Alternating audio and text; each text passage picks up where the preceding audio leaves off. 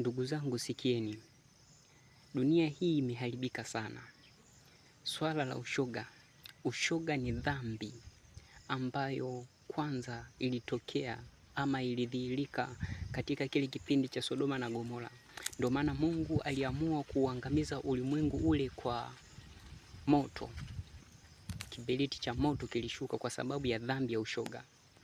Ndugu zangu, Mungu hakukosea kumuumba mwanaume na mwanamke. Ukisoma kwenye kitabu cha Mwanzo pale anaelezea vizuri kabisa. Adam alipewa msaidizi au ni mwanamke sio mwanaume.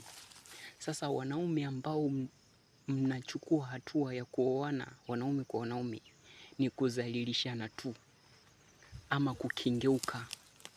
Au wanawake wanavyooana mwanamke kwa mwanamke wanaoana eti waanzishe maisha. Ni ndoa ya namna gani hiyo ndugu zangu? Hizi ni nyakati za mwisho zimeendelea sana. Yaani ni afadhali hata wanyama ambao watakuwa wamekuzidi hata akili. Mwanadamu na akili ulizopewa unaanza kufanya kitu cha namna hiyo. Yaani hata kwa akili tu ya kuzaliwa, ndugu yangu fikiria. Yaani tumia hata akili tu ya kuzaliwa.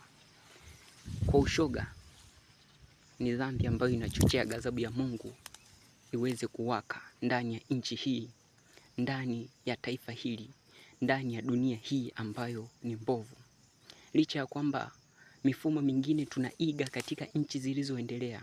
Lakini niwaambie ndugu zangu, hizo nchi ambazo tunasema zimeendelea ni zinafanya maovu kupitiliza. Yaani kama wao walianzisha swala la ushoga na sisi tukaiga, manake tunaiga uovu ule ule, tunachochea hasira ya Mungu iingie hata ndani ya nchi yetu. Kwa hiyo ushoga ndugu zangu inatakiwa tukemee kwa kwenda mbele siku zote za maisha yetu pasipo kuogopa. Licha ya kwamba wapo ambao wanachochea, lakini ndugu zangu niwaambie ya kwamba wanaochochea maovu wanachochea hasira ya Mungu. Ushoga, yani ni afadhali hata na mnyama, hata na mbwa, afadhali na mbwa ambaye anajiheshimu.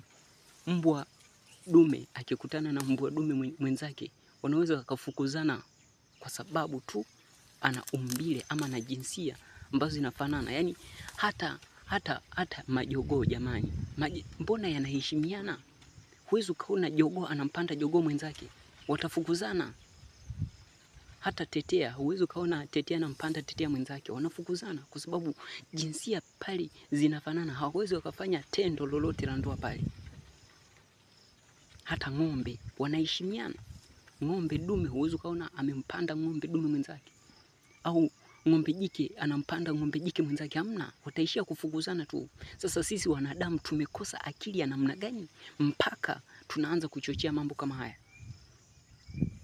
Eti wanasupport hata na misaada ili kwamba ushoga uendelee kudumu. Jamani, dunia imekwisha. Dunia imeharibika, imefika pabaya. Mungu yu karibu kuja. Kwa swala la ushoga, ndugu zangu, Bwana yu karibu kuja. Ataiadhibu hata nchi yetu ambayo imekuwa na amani kwa muda mrefu kwa sababu tu tuliruhusu mabaya yatendeke kwenye nchi yetu. Mungu akusaidie sana. Yeyote ambaye una moyo unatamani jambo hili la ushoga lisiendelee kuwepo duniani, piga kelele, paza sauti, usiache, usinyamaze. Kama tarumbeta, Isaya 58. Piga kelele, paza sauti yako kama tarumbeta, usinyamaze. Unapoona mabaya na maovu yanatendeka, usinyamaze, paza sauti. Mungu akutie nguvu. Ni sauti ya mtu aliye nyikani ikisema, tengeneza njia ya Bwana, nyosha mapito yake. Heri mtu afae katika Bwana tangu sasa apate kupumzika mara baada ya taabu yake. Amen.